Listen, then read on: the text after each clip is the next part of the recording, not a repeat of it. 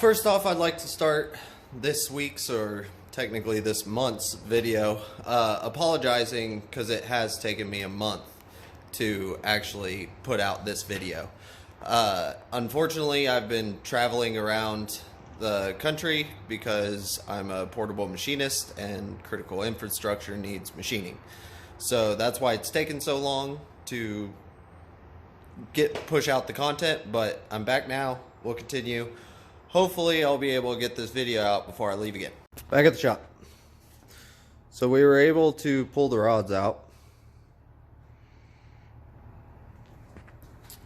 The bolts, we ended up putting a male extractor in the Allen and was able to pull it out that way.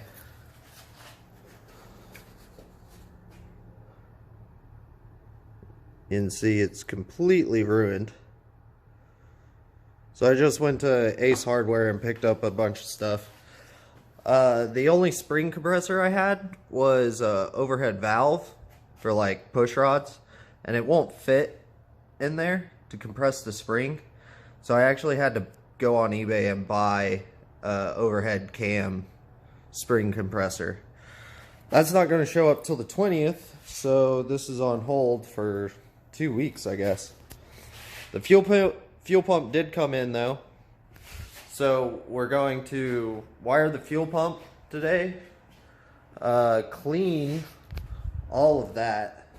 I don't know how much I'll be able to clean in the engine because I don't want to can't really spray it with brake clean because I don't want it to go down in there.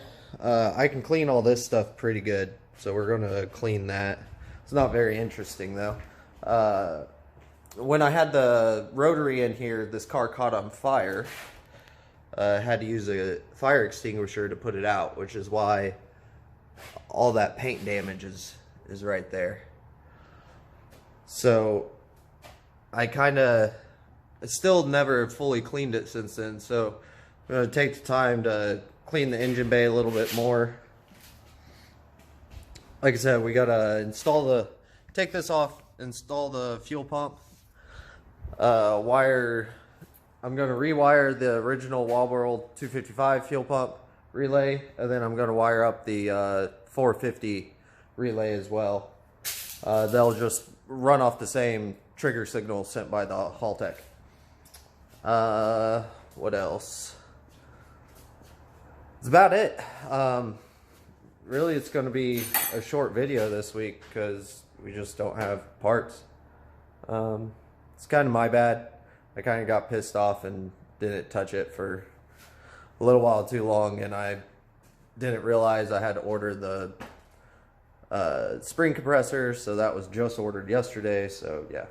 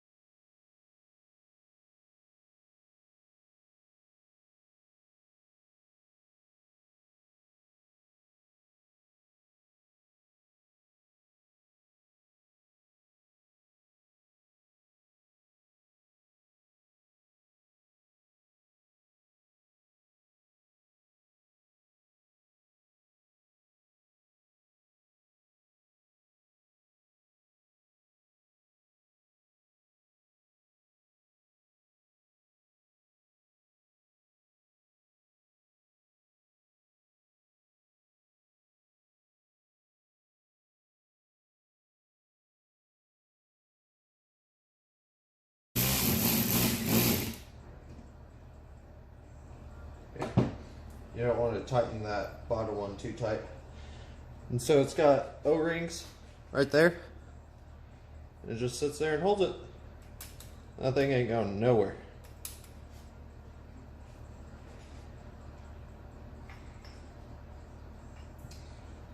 And this is positive and negative. And we just have to wire this. We had to shorten the hose. Had to cut that one, the other side down to here, almost all the way. It won't focus. You can see hose is short, but got that on, tightened all those. We're ready to go in here.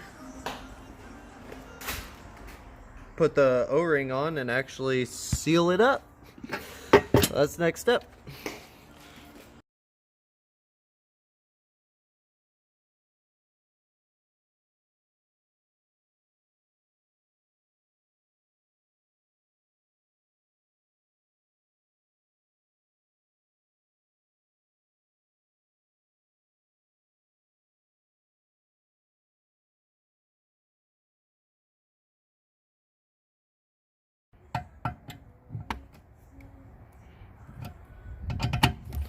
Just going through, torquing them down.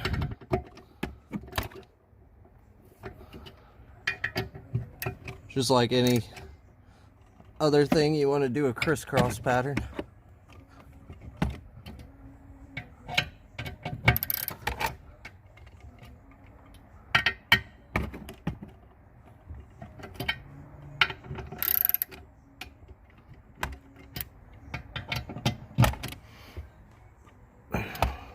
There you go. Now we're gonna permanently install these lines, put the worm drive clamps on, and tighten all those fittings, wire the pump.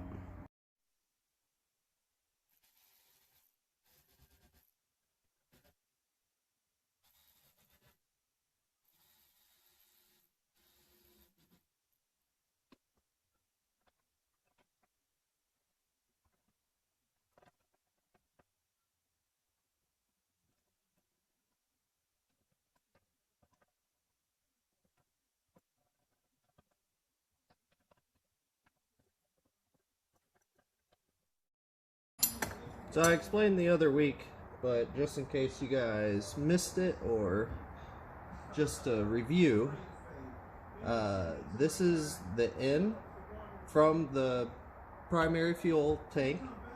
The Walboro 255 pumps fuel into here, okay? Then the Walboro 450 that we just installed on this will suck this up, send this all the way to the engine. It goes to the fuel filter, and then to the rail, to the aeromotive fuel pressure regulator, and then back to this line. This line will shoot it down there. It will fill this tank up. And then when this is full, this line is the drain that goes back to the return line on the primary tank. And then this shouldn't create too much pressure because it will be enclosed, won't really be much vapors circulating in there. It will primarily be going to the old tank, which still has the evap stuff set up on it, so we shouldn't have any pressure issues. So now that we finished installing the 450 fuel pump and the lines, now we need to wire it. So this is the existing fuel pump relay that I have. It just kind of is rigged together, as you can see. But this is the signal wire coming from the ECU. But because this was a rotary, I had a fuel pump kill switch. So, you know, when trying to start the rotary, sometimes they flood. So I just kill my fuel pump. That way it cleared up. It's a real easy way to do it. But we're going to turn this into my boost control switch so I can have scramble boost pretty much. And so we're going to take this signal wire and actually rerun it from the ECU wiring. We'll run it down through here, up here, just like it is. So I think I just need to disconnect the T I have going there. Oh no. And then this is the existing Walboro 255 fuel pump wiring, and we're going to add this pigtail. And then this was the power coming in, and we're going to delete that wire altogether. This is the new wire for that. And then this is the power and ground. So we can add another relay and wire that. It's too hard to put the camera somewhere to film all this, but just have it staggered so that when everything's coming together, none of the solders or exposed wires will be touched. Of course, we have heat shrink that will cover this, but still you want that added protection of even if that heat shrink breaks, you're not going to ever touch because they're all staggered. So we'll solder that side and then solder the other side. I'll show you the done deal because there's nowhere to like prop my phone up to actually record me doing this. And this is the finished product. I'll put the grommet back in here, but we still have to take this out because I still have some actual gas in the tank, keeping it in there until we're all ready to go. That way it doesn't, the more gas that's in your tank, the better the gas will last. So if you drain the tank and there's some residue in there, and then you let it sit for like 6 months, it will rust out really badly. So whenever it's sitting, you're better off having, you know, a full tank or a half tank versus, you know, almost empty. So we're gonna leave that gas in there until I'm all ready to go. So that's why the grommet's not back on there, but everything else is how it will be. And we have this power wire. We're gonna pull this one out and get rid of it, but this is the new one. It'll run, follow this, which is the factory wiring, back through here. And then we'll go through here on the inside, pop out back there. We'll have both the relays there. Looks so good. Just put the ring terminals on, just crimped it and heat shrunk it.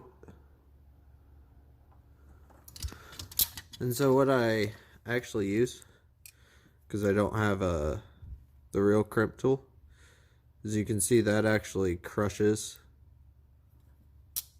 instead of just using those.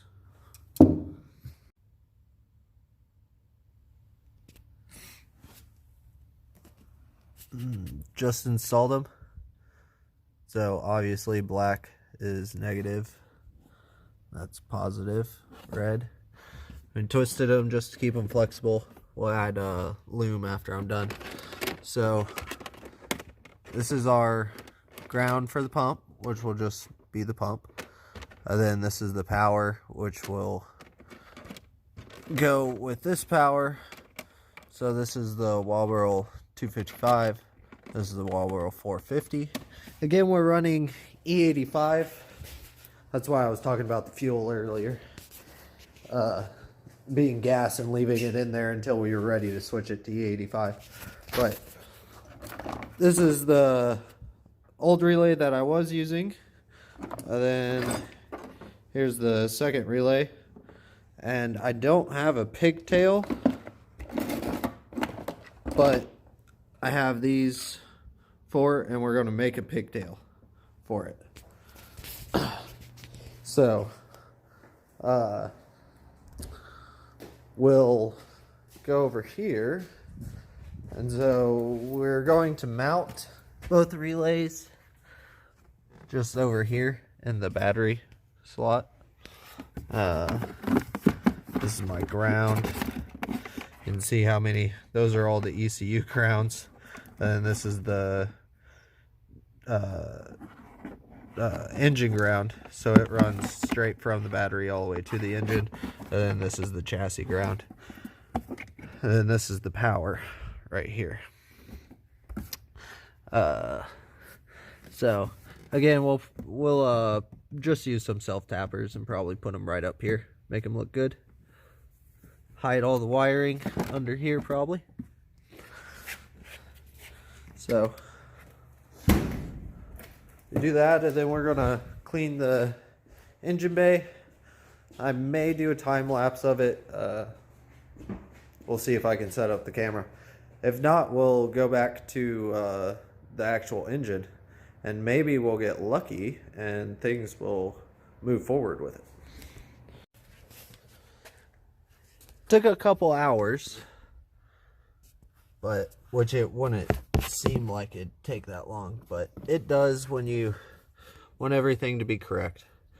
So this is the fuse for the 255, and this will be the fuse for the 450. And so that would make this the relay for the 255, and this is the 450. So everything comes in, it's already tucked. You can barely see it. But this is the power wire for the 450. And then the blue wire is the wire for the factory pump. And you can see I did a spade terminal, male and female, so it can still be disconnected in case there's something wrong. And then this is the trigger wire. It's also just been soldered, and then we tuck it back up here. And then the ground for the fuel pump comes up over here, and I redid these wires so it looks a little better. So that's what it looks like when it's all installed. That's how we're gonna end the video. All the fuel setup that we've been working on.